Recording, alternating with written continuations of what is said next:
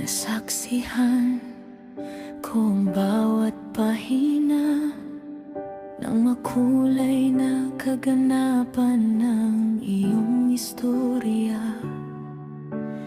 Bawat halakhak at bawat pag-iyak sa aking mga mata, lahat ay nakatatak.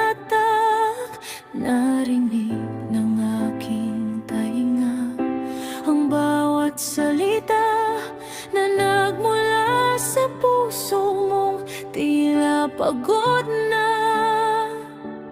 Ngunit narito na tayo sa huling pahina.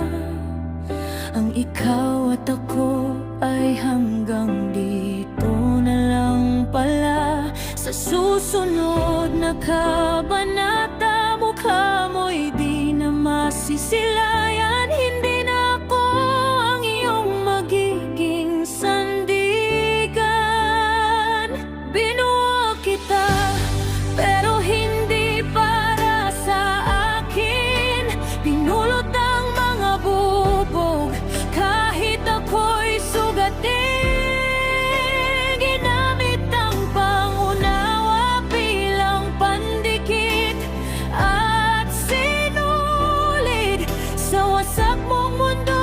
Pag-ibig ko ang pumatid, ngunit ngayong buo ka na. Bakit hindi ako ang pinili? Binuo kita para sa iba, habang ako ang naging sawi.